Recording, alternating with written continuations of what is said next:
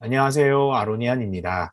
오늘은 디즈니 플러스의 첫 MCU 미드 완다비전의 인상적인 뉴페이스 모니카 램보에 대해 소개해 보겠습니다. MCU에서 모니카 램보는 영화 캡틴 마블에서 처음 등장했습니다. 이모라고 부를 정도로 캐롤과 친했던 모니카는 캐롤의 추락사를 믿지 않았고 그녀와의 추억을 모두 간직한 채 그녀를 기다렸으며 캐롤이 돌아왔을 때 캡틴 마블의 코스튬을 직접 골라주기도 했습니다. 이후 완다비전에 성인이 된 상태로 등장했는데요. 어머니 마리아 램보가 소드를 창설하고 국장이 되자 모니카 역시 소드의 요원이 되었습니다. 다만 모니카는 핑거스냅을 당했고 훗날 블립으로 돌아오게 되는데요. 이미 어머니가 자신이 죽은 동안 암으로 사망한 것을 알고 슬퍼하게 됩니다. 그러다 모니카는 현재 소드의 수장인 타일러 헤이워드에 의해 웨스트뷰 사건에 임명되고 이때 완다에게 조종되어서 완다의 친구 제랄딘이 됩니다. 제랄딘으로서 그녀는 토미와 빌리의 탄생 그리고 퀵실버의 부활을 목격했습니다. 결국 모니카는 웨스트뷰에서 정체가 적발되어 쫓겨나게 되고 지미 우, 달시와 같이 완다를 이해하고 설득하는 방향으로 문제를 해결하려고 했습니다. 그러나 헤이워드가 이들을 방해하고 결국 모니카가 직접 웨스트뷰로 들어가려고 했죠. 이 과정에서 그녀는 초능력을 얻게 됩니다. 웨스트뷰 경계를 3번이나 지나간 것 때문에 그녀는 전자기장 등 다양한 파동과 에너지가 보이도록 감각이 강화되었고 초스피드, 에너지 흡수 능력, 벽통과 혹은 페이징 능력을 갖게 됩니다. 그녀는 완다에게 헤이워드를 경고하지만 완다는 모니카를 거짓말쟁이로 몰아가고 설상가상 이때 아가사가 본색을 드러내면서 모니카는 완다를 설득하는 데 실패합니다. 그럼 모니카는 아가사의 집에서 부활한 퀵실버의 비밀을 발견하게 되죠. 이후 그녀는 완다와 비전, 빌리와 토미를 도와서 아가사와 헤이워드와 싸웠고 완다와 화해했습니다. 헤이워드가 체포되는 걸 본 뒤에 모니카는 어느 극장에서 닉 퓨리가 보낸 스크롤을 만나게 되죠. 어머니 마리아가 소드 국장이던 시절에 절친이자 협력자였던 쉴드의 국장 닉 퓨리는 모니카를 그만의 우주적인 임무에 쓰려고 한 것으로 보입니다. 완다비전 이후 등장할 작품은 현재 알려진 것만 마블스이지만 시크릿 인베이전, 아가사, 하우스 오브 하크니스 등의 MCU 미드에서도 등장하는 것은 아닌지 기대가 됩니다. 또한 원작에서 그녀가 어벤져스로서 다양한 활약을 한 아주 강력한 캐릭터인 만큼 MCU에서의 미래도 아주 무궁무진할 것으로 보입니다. 모니카 램보는 존 로미타 주니어와 로저 스턴이 만든 캐릭터로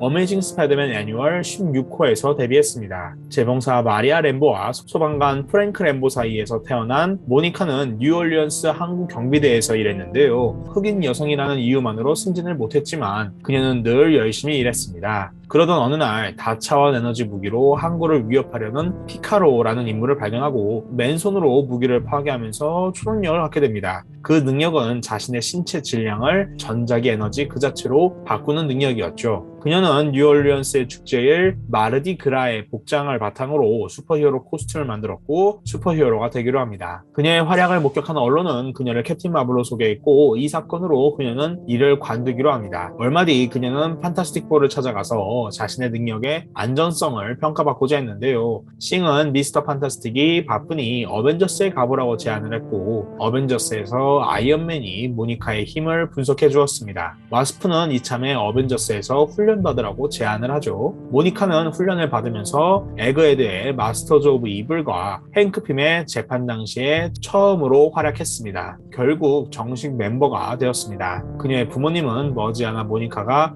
어벤져스라는 걸 알게 되고 자랑스러워하면서도 그녀를 걱정했습니다. 실제로 그녀는 위험천만한 일들을 많이 겪었는데요. 미 대통령 구조, 어나일러스 침공 제압, 드라큘라 사냥, 비욘드의 시크릿 워즈, 널의 신비오트 테러, 마일스트롬의 지구 자전 에너지 흡수 등 다양한 위기에서 활약했기 때문입니다. 스타폭스도 이제 그녀를 캡틴 마블로 자랑스럽게 인정하며 더욱 친하게 지냈는데요. 그녀는 한때 우주를 떠돌기도 했습니다. 비전이 타이탄의 인공지능 아이작에게 해킹당했을 때 캡틴 마블을 제압하고자 명왕성 근처에 있는 타노스의 우주선 생츄어리2로 가보라고 유인했기 때문입니다. 그곳에서 그녀는 네뷸라와 우주 해적들을 만나서 안드로메다 은하계로 납치되었고 스크럴 제국의 내전과 파멸을 어벤져스와 같이 막았습니다. 그 뒤 다시 지구로 돌아가게 되었는데요. 이 즈음 비욘더가 지구로 직접 행차하여 문제를 일으키는 시크릿 워즈 2가 발생하고 캡틴과 와스프가 사라지게 됩니다. 모니카를 리더로 선정하죠. 1983년 1월 어벤져스 227호에서 팀에 합류한 그녀가 1986년 3월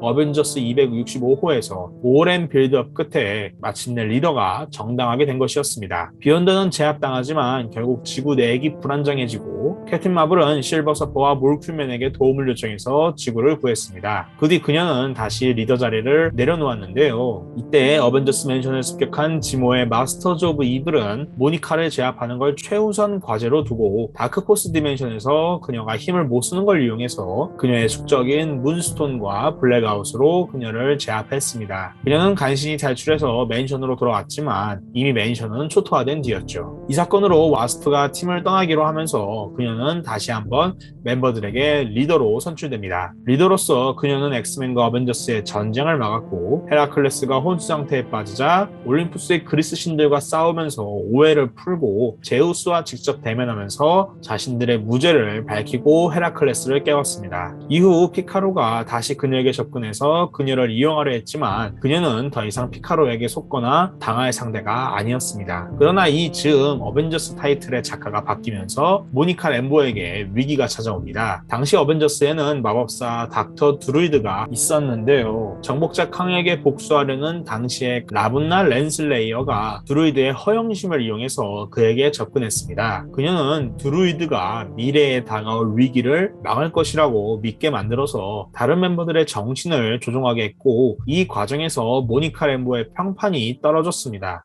결국 모니카는 멤버 네이머가 아는 마리나가 괴물 레비아탄이 되었을 때 전투 중 큰 부상을 입고 힘을 잃게 됩니다. 드루이드는 마지막으로 모니카와 멤버들의 정신을 조종해서 자신을 팀의 리더로 만들었지만 머지않아 정복자 캉이 나타나 라분나와 드루이드를 타임스트림에서 사라지게 만들고 어벤져스는 그렇게 몰락하게 됩니다. 이 공백을 채운 어벤져스가 바로 길가메시, 미스터 판타스틱, 인비저블 우먼이 합류한 새로운 어벤져스였습니다. 기나긴 회복 끝에 모니카는 어느 화물선의 캡틴으로 지내게 되었는데요. 그러던 중 화물선이 초임 범죄자에게 납치되는 일을 겪고 능력이 다시 돌아오면서 다시 영웅이 됩니다. 이제 캡틴 마블은 어벤져스의 예비 멤버로서 아틀란티스의 침공을 막았고 어썸 안드로이드, 터미너스와 싸웠습니다. 어벤져스가 잠시 납치되었을 때에는 다시 리더로서 잠시 브리핑에 나서기도 했죠. 그러면서도 뉴올리언스 지역사회에 이바지했습니다. 크리 제국과 시아 제국의 전쟁을 그린 오퍼레이션 갤럭틱 스톰에서 캡틴 마블은 시아 제국의 황제 릴랜드라와 대화로 문제를 해결하려고 했는데요. 수프림 인텔리전스가 수많은 이들이 죽은 이 전쟁으로 크리 제국의 진화를 촉진시키려고 했다는 비밀이 드러나자 어벤져스는 수프림 인텔리전스를 죽이려고 했고 모니카는 캡틴 편에서 죽이지 말 것을 주장했습니다. 지구로 돌아온 뒤 모니카는 엠파이어 대학 내 아시아인을 대상으로 혐오 범죄를 저지르는 선즈 오브 서펀트라는 조직을 제압하고 폭로했습니다. 이후 그녀의 초능력은 스트레인저라는 우주적인 존재를 도우면서 원래의 상태로 복구되었는데요. 이후 마벨의 아들 제니스 벨이 나타나서 캡틴 마블이 되자 그녀는 제니스 벨과 만나고 자신을 세뇌한 악당 컨트롤러와 싸운 뒤에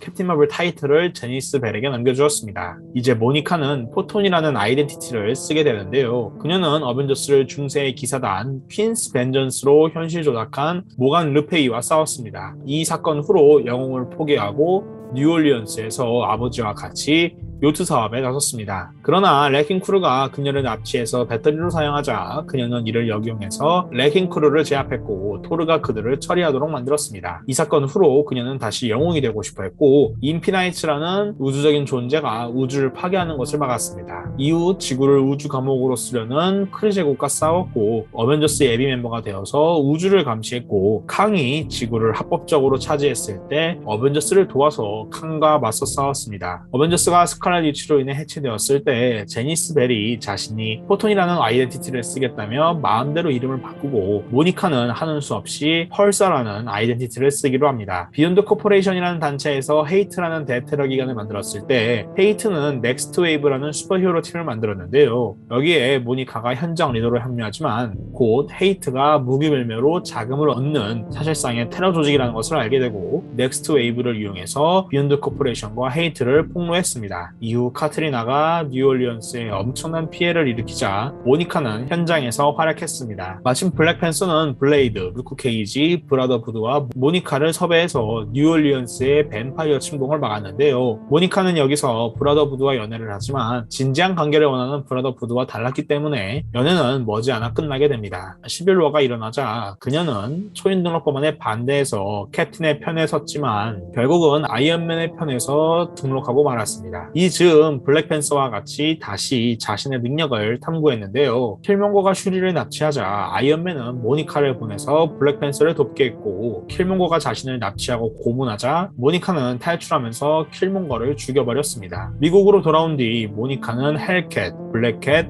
파이어스타와 자주 만나서 놀게 되었고 서로의 비밀과 상처를 공유하게 되었으며 지옥까지 같이 가서 악당을 물리치기도 했습니다. 또한 모니카는 엠마 프로스트의 생일 파티에 나타난 프랭키 레이를 구하기도 했죠. 뉴올리언스에서 계속 배들이 사라지자 새로운 캡틴 마블이 된 캐롤 댄버스와 같이 문제를 해결하기도 했습니다. 이 사건 뒤 그녀는 자신에게 새로운 아이덴티티를 부여하게 되는데요. 바로 스펙트럼이었습니다. 스펙트럼으로서 그녀는 뉴욕에서 활동하며 많은 범죄자들을 제압했습니다. 당시엔 어벤져스가 우주에 가서 빌더와 싸울 때라 타노스가 공백인 지구를 침공했고 모니카는 스펙트럼으로서 블레이드, 루크 케이지, 스파이더맨과 힘을 합쳐서 프록시마 미드나이트와 싸웠습니다. 블루마블이 프록시마 미드나이트의 공격에 치명상을 입을 스펙트럼을 구해주고 슈마고라스와도 싸웠으며 이 5명이 마이티 어벤져스를 결성하죠. 그녀는 멤버 화이트 타이거의 복수극을 맡기도 했고 코르텍스라는 신기업과 갈등하기도 했으며 흑마법으로 영생을 누린 데스워커스와도 싸웠습니다. 선과 악이 뒤바뀐 엑시스 이벤트에서 스펙트럼은 팀을 이끌고선 사악해진 어벤져들과 싸웠습니다. 스펙트럼이 마이티 어벤져스에서 활약하면서 블루마블의 도움으로 그녀는 자신이 인간성을 초월한 불멸의 순수한 빛 에너지가 되었음을 발견합니다. 또한 모니카는 코르텍스라는 신기업이 사실은 비욘드 코퍼레이션임을 알게 되고 비욘드 코퍼레이션이 자신의 인생의 상당 부분을 조정해 왔음을 알게 됩니다. 격노한 스펙트럼은 블루마블과 같이 비욘드 코퍼레이션의 수뇌부를 제압했죠. 이후 스펙트럼과 블루마블은 일루미나티가 잉커전 때 지구를 구하기 위해 한 행동에 극대노한 캡틴 아메리카를 도와서 일루미나티와 싸웠습니다. 시크릿 워즈로 멀티버스가 죽고 부활하면서 마이티 어벤져스는 해체되고 스펙트럼은 블루마블과 같이 일루미나티의 공백을 메울 슈퍼히어로 팀 얼티미츠에 합류합니다. 얼티미츠 멤버로서 스펙트럼은 갤럭투스가 라이프 브링어로 변하는 현장을 목격했으며 타노스가 프로젝트 페가수스를 침공해 코스믹 큐브를 차지하려는 것을 막았습니다. 다만 이 과정에서 워머신이 죽었고 11화 2가 일어나면서 얼티미츠도 내분을 겪게 됩니다. 스펙트럼은 블루마블과 본격적으로 사랑에 빠지게